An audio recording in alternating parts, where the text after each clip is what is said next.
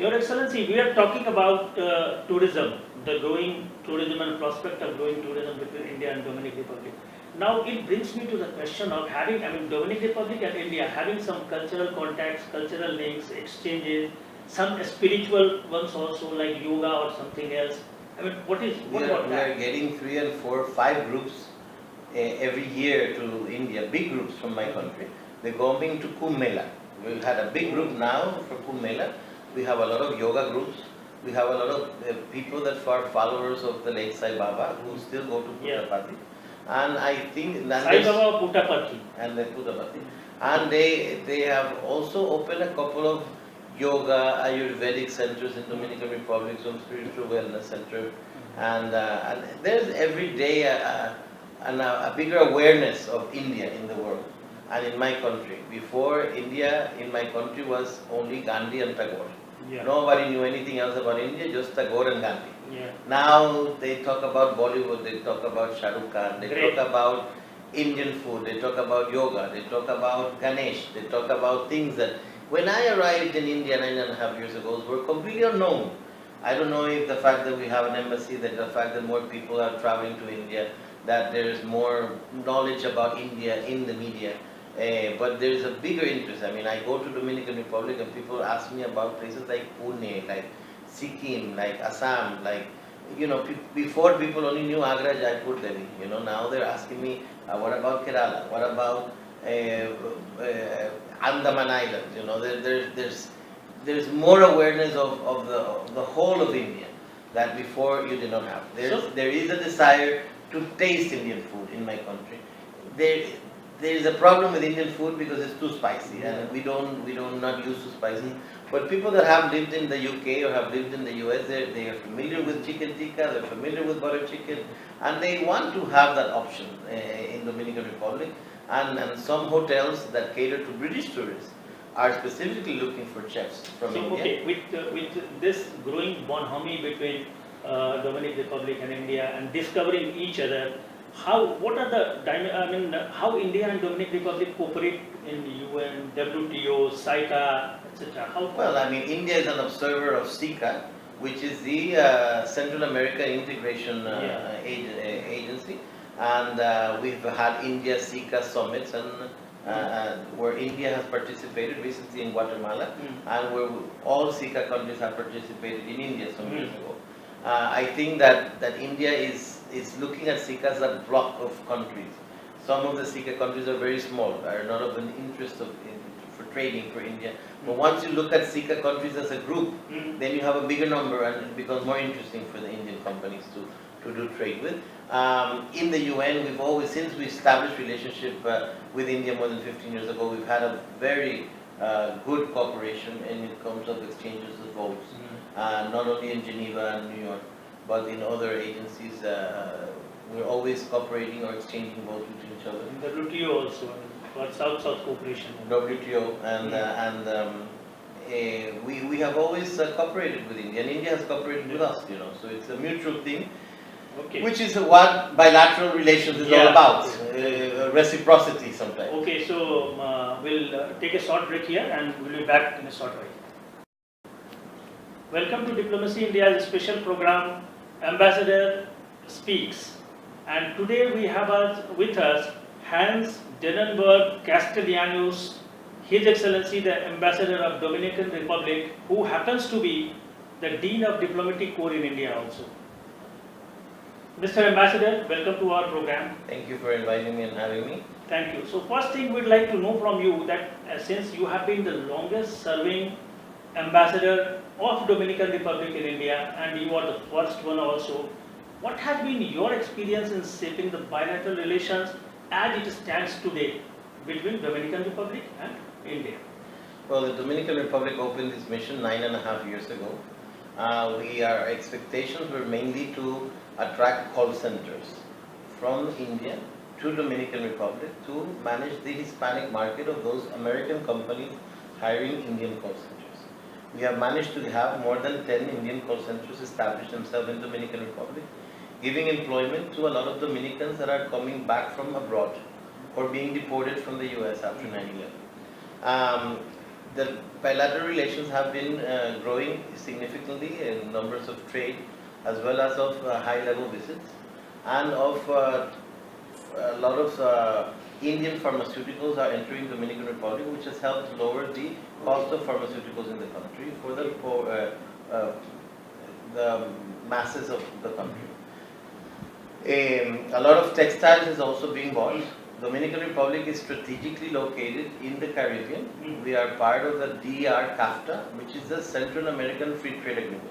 So although we are a Caribbean country, we are part of the Central American Free Trade Agreement with the US.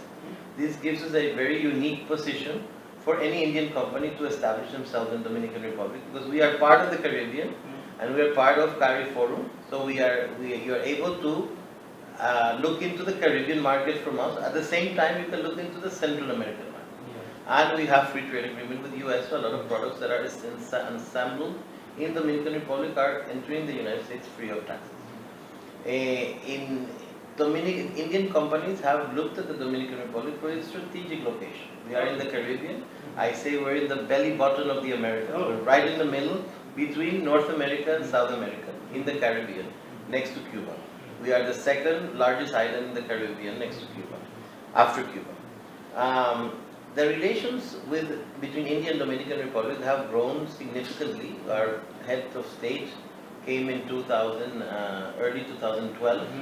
An excellent visit where he went to 3 cities of India. He went to Bangalore, he went to Mumbai, he came to Delhi. Bangalore, important meetings happened with the IT sector and a lot of the educational areas of India. And in Mumbai, we also made some good contact with the film sector to develop the film industry in Dominican Republic. We have a very big joint venture between UK, Dominican and Indian company in Dominican Republic to film movies and to do the data processing of movies, which the cost in Dominican Republic is lower than in the US. Now, other than the visit of our president to India, we've had 3 ministers of states visit Dominican Republic. We had Anand Sharma, we had Shashi Tharoor, and most recently Mr. General VK Singh. We've also had other high-level ministry officials going, like Mr. Swaminathan, Secretary West. So this shows that India has appreciated the opening of the embassy. They announced some years ago that India will open an embassy in our country. This hasn't happened yet due to the lack of staff in the MEA. But we're hoping that very soon, and in this new dynamic government of Prime Minister Modi, this happens, because they have offered to open embassy not only in Dominican Republic, also in Uruguay, Ecuador and Georgia. So it is very much on the card that India is going to open. It's been announced. It's been offered. It just hasn't happened yet. Okay. So Mr. Ambassador, as you said that in the visits, exchange of visits between India and Dominican Republic, high-level visits particularly, they have shaped political dialogue and cooperation very much. And you mentioned about Bollywood connection also. So, do the Bollywood films, do they outsource the processing things to Dominican Republic? Some of the technical things are being done in Dominican Republic. Okay. We are hoping to have a movie filmed in our country, just like other Latin American countries have achieved, like Peru and Cuba. Because of the locations. Because of the location. That has not happened yet, but we're working intensively to make it happen. And the important thing is, I think, when I came to India, everybody thought we were Dominica because of the Commonwealth. Dominica is a small island in the Commonwealth, and because of the Commonwealth connection, Indians knew about Dominica. They didn't realize that there's a bigger Dominica called Dominican Republic. And although we have similar names, we are in the same region, we are quite different in population, in size, and in the trade opportunities for India. So, Excellency, the thing is that Dominican Republic, as you said, offers a very strategic location, very good market, with a foray into the United States of America and the other areas also, the Caribbean islands also. So, do you think that it offers a unique market for Indian companies in the field of pharma, IT, tourism, renewable energy, film already you mentioned? Right now, after Mexico, we are the second largest receiver of tourism from the world. I mean, we are receiving 6 million tourists. Up to recently, India received less tourism from abroad than we did. Even World Tourism Organization used to always say Dominican Republic received more tourism than India. Because Okay. although India has a big tourism industry, it's a mainly domestic tourism. Yeah, It is just now that this tourism is growing. good. We receive 6 million tourists, and we are very diverse in our tourism Mm. arrivals. We have European tourists, we have North American tourists, we have lots of South American tourists. We even have tourists from the Caribbean area, like Puerto Rico and Venezuela, and that has helped maintain a very solidified industry and a very healthy industry. Because when one market goes down for any reason, Yeah. the other market rises up to the occasion. Mm. So, in that sense, I think India can actually learn from Dominican Republic, as small as we are. India is just developing now the tourism as to its potential. There is still a lot to be done. Yeah. The hotels and the infrastructure sometimes is not there. The fact that the new government of Prime Minister Modi has opened this e-visa, electronic visa on arrival, will definitely be a positive effect on the tourism industry for India, because it used to be very difficult for some nationalities to get an Indian visa, especially if there was not an embassy in that country. You had to send the passports by courier to another country. It would take 2 to 3 weeks. Sometimes people that could afford to travel to India could not afford to have their passports gone for 2 or 3 weeks. Because usually there are people that travel a lot, they are businessmen, or they have to have their passports for their businesses. So the fact that you can now get a visa online has not only definitely will increase the number of arrivals from my country, it will increase the arrivals from all the region of Latin America. Distances are no longer an issue. Okay. Before, people used to think India is very far. Now you get on a plane in Miami, Mm. you can fly to Doha, Qatar, then come to Delhi. You can fly to Istanbul, then come to Delhi. You can also fly via Europe.